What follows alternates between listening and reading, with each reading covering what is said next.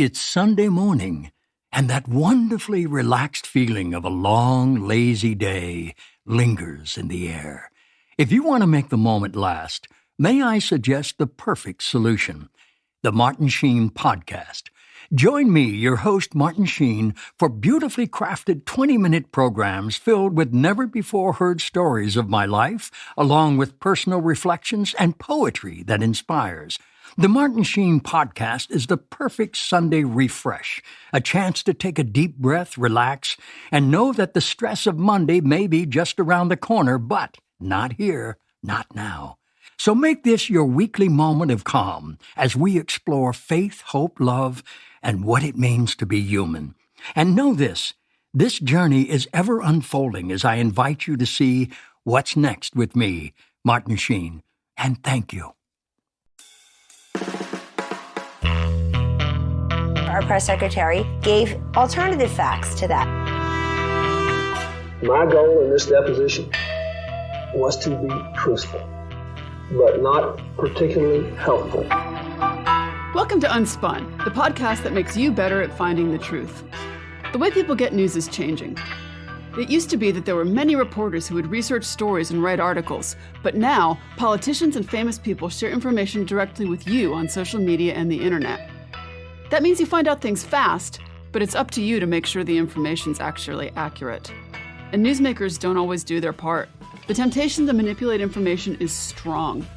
They bend the truth to deceive so that they can avoid accountability, so that they can advance their agendas. When you recognize these agendas, you can sometimes find out what's real. And we're at a crossroads where anyone can share anything online, so it's important to sharpen your critical thinking skills. Finding that deception before it goes viral is pretty much a survival skill now, and we're going to do it together. Let's get unspun. Hello, truth seekers, and welcome to this week's episode of Unspun. John Swain of the Washington Post had a pretty big scoop in June of this year as he produced a story from a tranche of documents about National Security Director Tulsi Gabbard and her connections to a new religious movement in Hawaii that might have impacted her actions as a government official. We'll talk more about Swain's story in a second, but I just wanted to say that whether you call it cults or mind control or new religious movements, there's been some interesting influence in politics, but it's a really tough thing for journalists to cover. So let's learn some more this week. Let's get unspun. Swain's article talks about a guru, a spiritual mentor, who, according to the documents he examined, was influencing Gabbard's actions. But did you know that that's not the first time that a guru has been involved in U.S. politics? We can go back to the early part of the 20th century.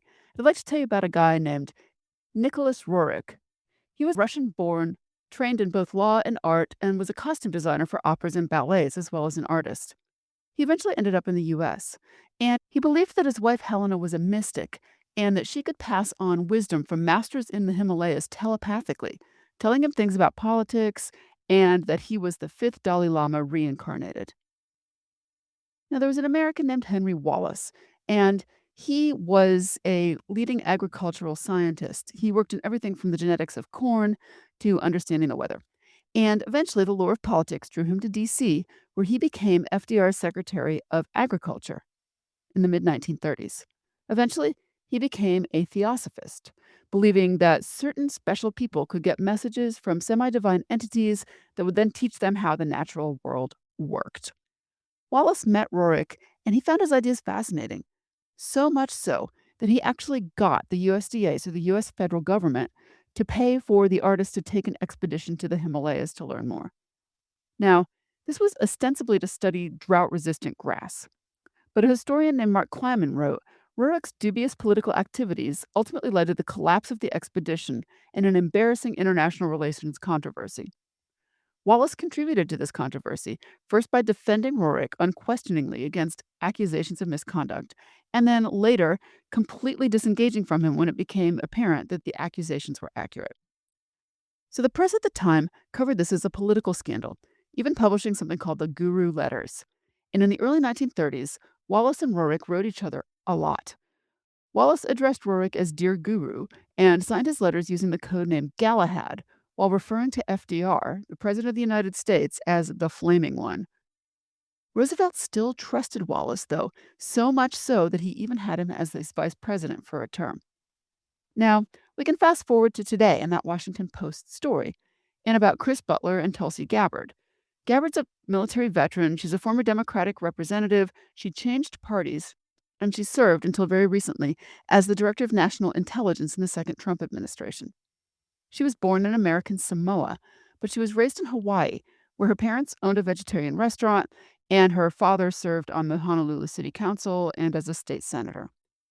While she was in the House, she was on the Armed Services Committee and the Subcommittee on Intelligence, as well as committees on Foreign Affairs and Homeland Security.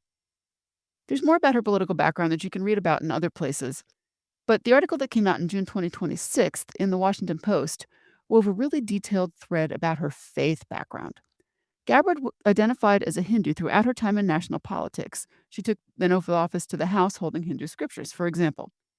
And the Post linked her with an adjacent group called the Science of Identity Foundation, led by Chris Butler. The foundation has a website with an About section that says that their goals are to have people practice karma yoga and to help other people on the planet to thrive. The Post described it as a form of Hinduism that involves devotion to a single deity, in their case Krishna, and certain expectations around meditation, yoga, and diet. Now, Swain describes contacting former devotees of Butler and getting access to a set of emails between what seemed to be secretaries to Butler and people close to Gabbard, like her parents, while she served in Congress. The content of these was sometimes surprising, like suggesting legislation to propose and policies that she should champion as a legislator. And the wording in those messages was degrading in some cases, calling her things like mealy-mouthed and lazy. The reporter compared the directives in the messages to Gabbard's actions in the House and found what he calls unmistakable parallels.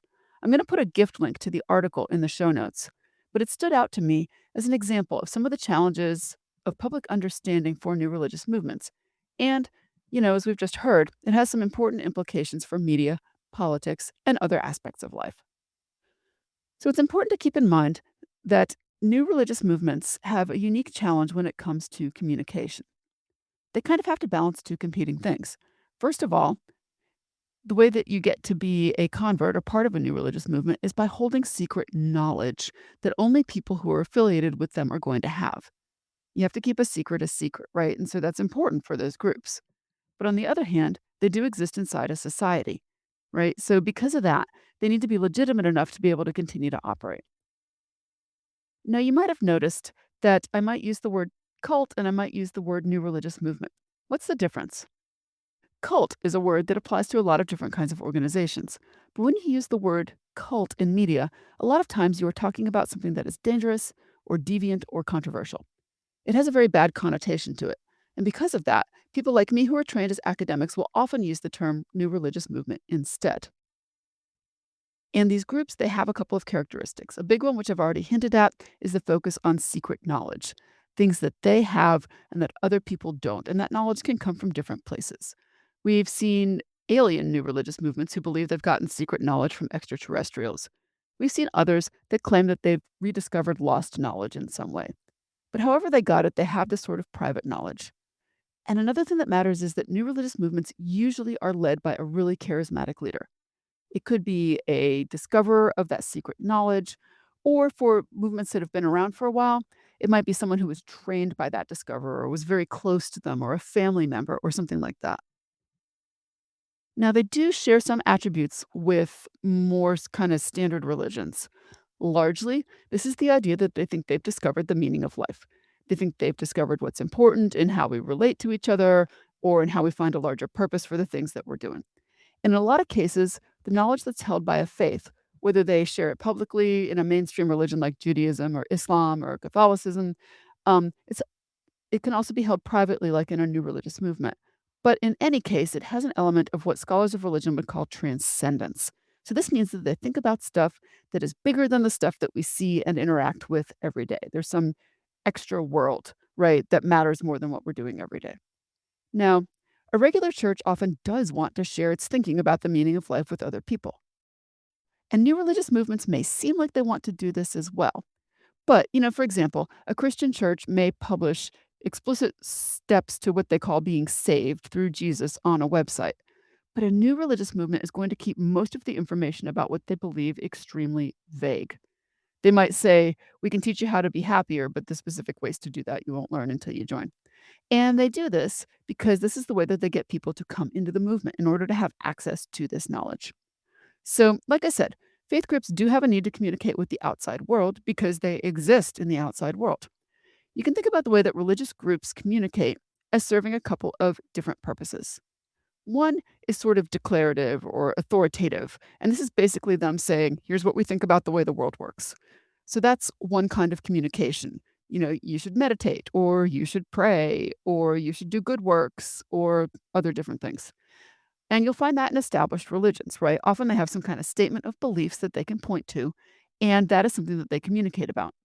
You can also use online communication interactively. So, for example, you can have discussion boards or WhatsApp groups or those kind of things.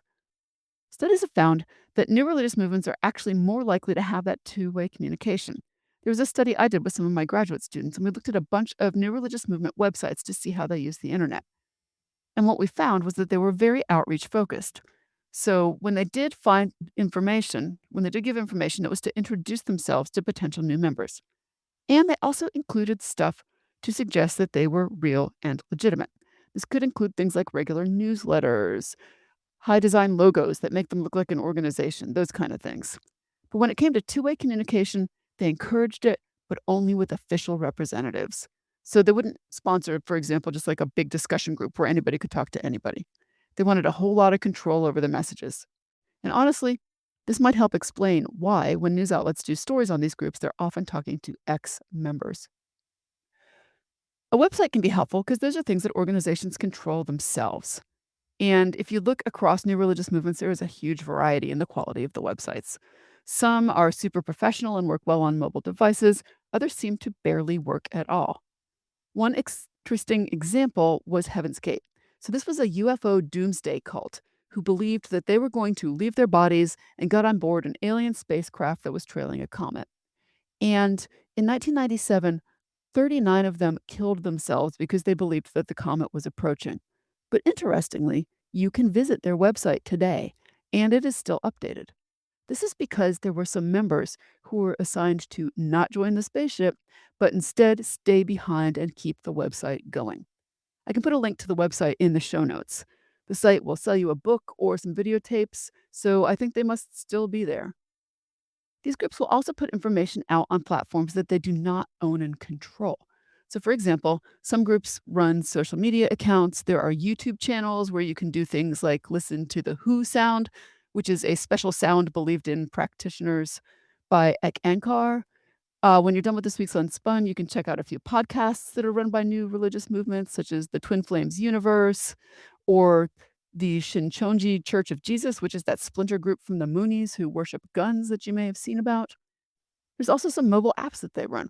And so the changes in the way that people communicate are actually affecting the way that new religious movements communicate too.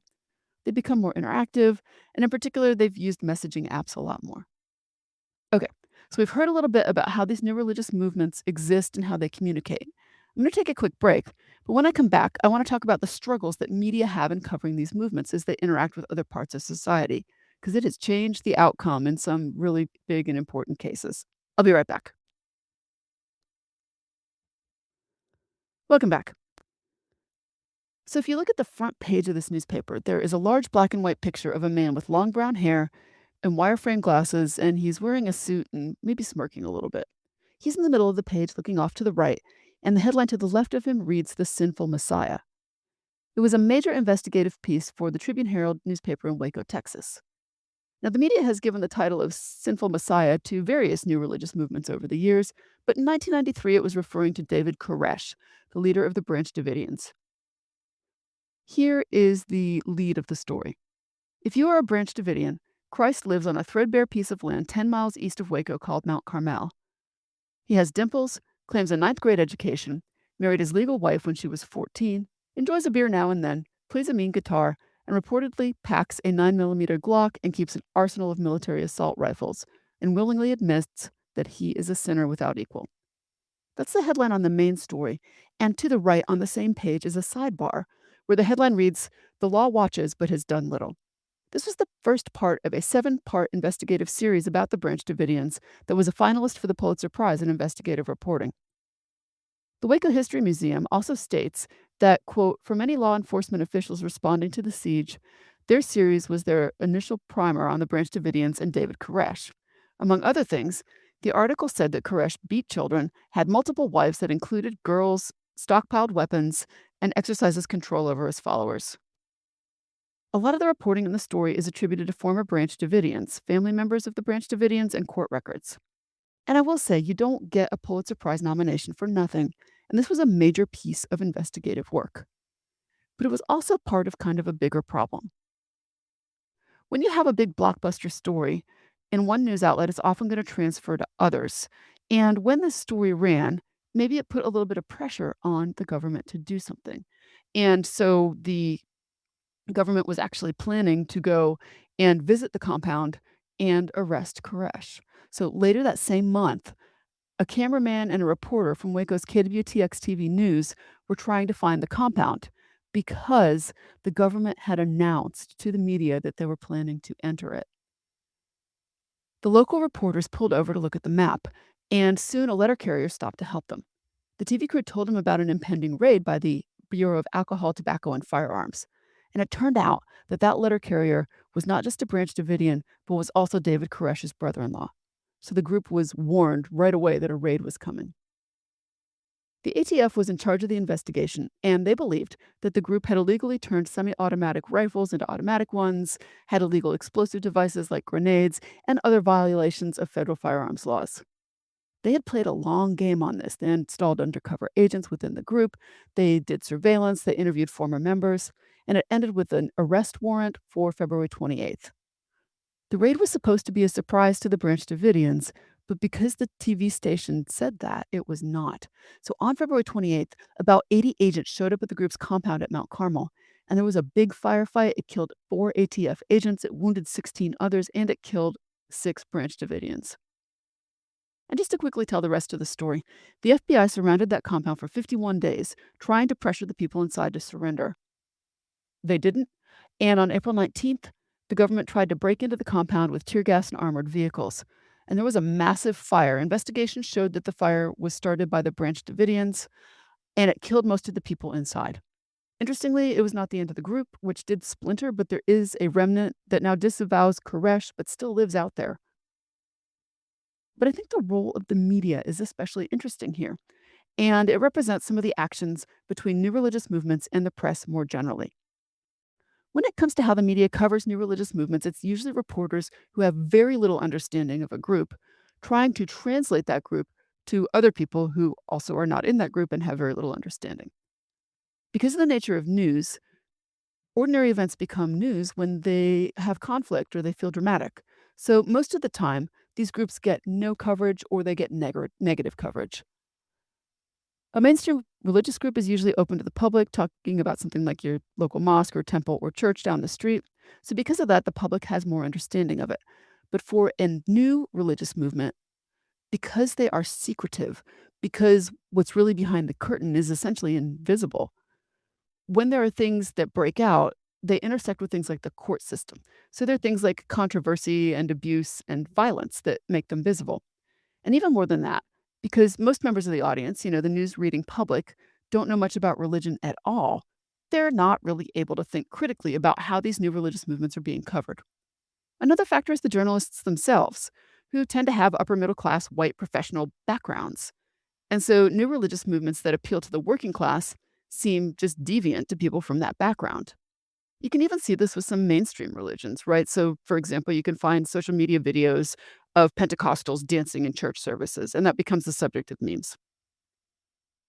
Some of this went on with the Branch Davidian siege.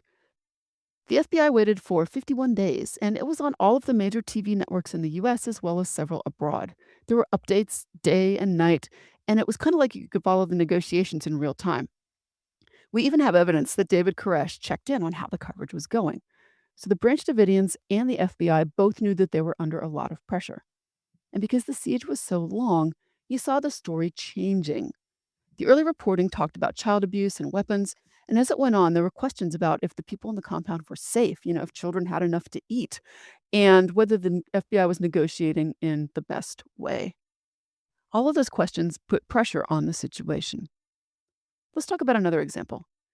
In Japan, Aum Shinrikyo was a Japanese doomsday new religious movement founded in 1987, and it was kind of a mix of Buddhism and Hinduism and end times Christianity blended together.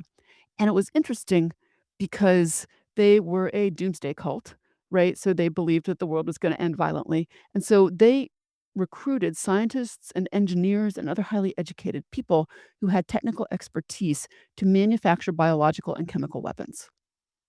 Right? Their belief system was that the world was going to catastrophically collapse and that followers of the leader of this doomsday cult were the only ones who would survive. They kind of started believing that only the members of this group could purify the world. And their idea of purifying was basically terrorism. 1995, members of the group carried bags of sarin nerve gas onto the Tokyo subway during an extremely crowded rush hour, and they released it on 5 different trains. This killed 14 people, it injured thousands more. Deadliest event in modern Japanese history, and maybe intended to pull the authorities away from a possible raid on the group's headquarters. And the thing that matters in the media coverage here is the way that the media framed the group.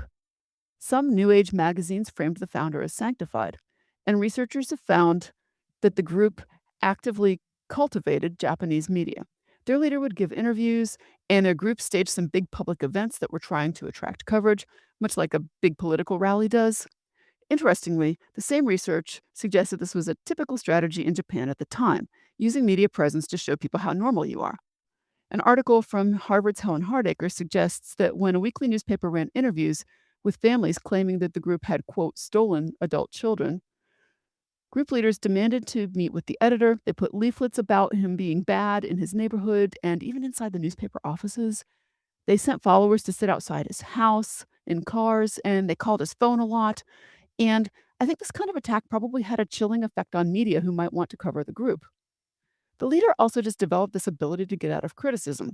When people said bad things about him, like journalists asked questions, he would just deny it and use it as an opportunity for self-promotion. This is a strategy that you might notice in other political figures today. So one thing that is also making a difference is the shift in news on the internet. Although new religious movements have, like other kinds of religions, been pretty quick to adopt new media technologies, the internet is especially important for them because it gives them complete control over how they're presented. And some new religious movements use media to a really good effect. Scientology is a really well-studied case of this. In fact, L. Ron Hubbard, the founder of Scientology, even annotated and had reprinted a PR textbook on effective public relations, especially for people from the church. And researchers have found that they have a pretty sophisticated media strategy.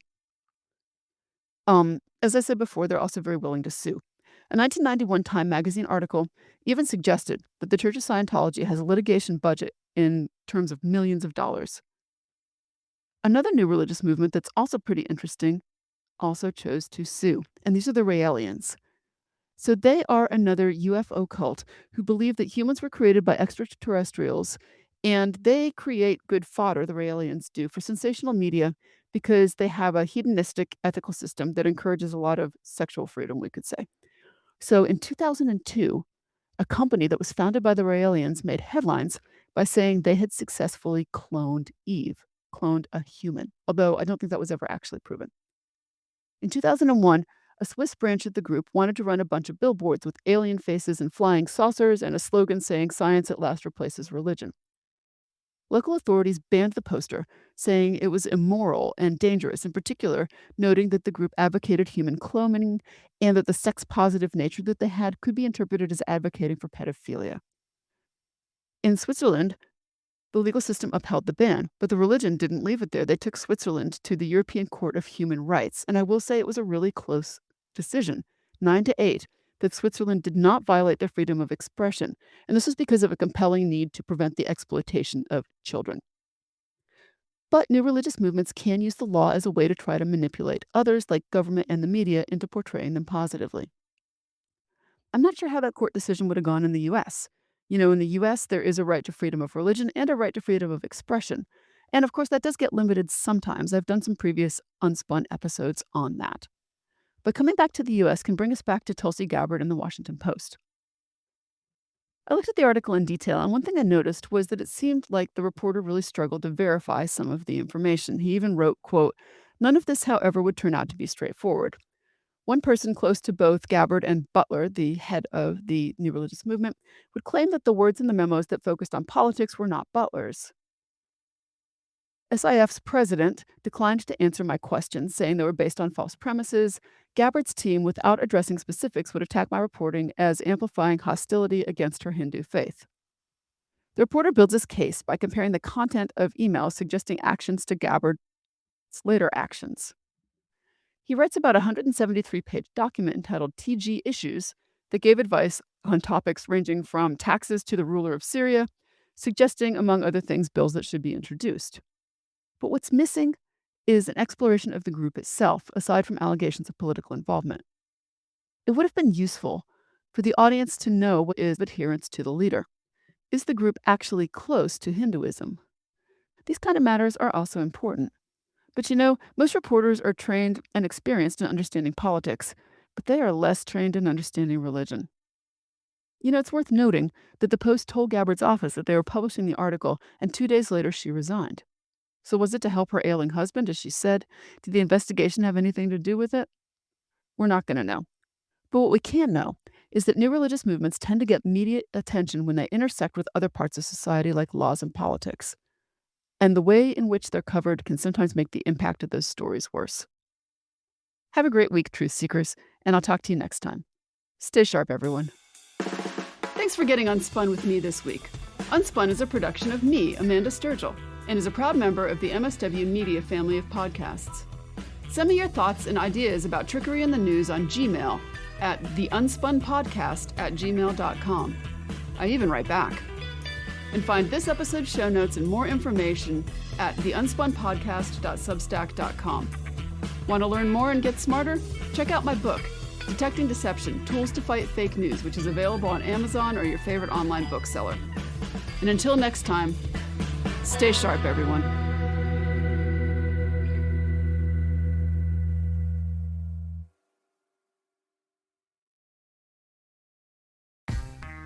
Hi, I'm Frances Callier. And I'm Angela V. Shelton. And we're Frangela. You know what you need in your life? The Final Word Podcast. Yes, you do. That's right. It is the final word on all things political and pop cultural. Where we make real news real funny. Where we inspire you so you can #resist. Subscribe and get a new episode of the Final Word Podcast each week. It's the news we think you need to hear. That's right. We think you need to hear it. Okay? Yeah, it's what we say so. That's right. And because all we do is give, every Thursday you can listen to our hysterical podcast, Idiot of the Week. We round up the stupid because you know what? Somebody has to. Okay. All we do is give.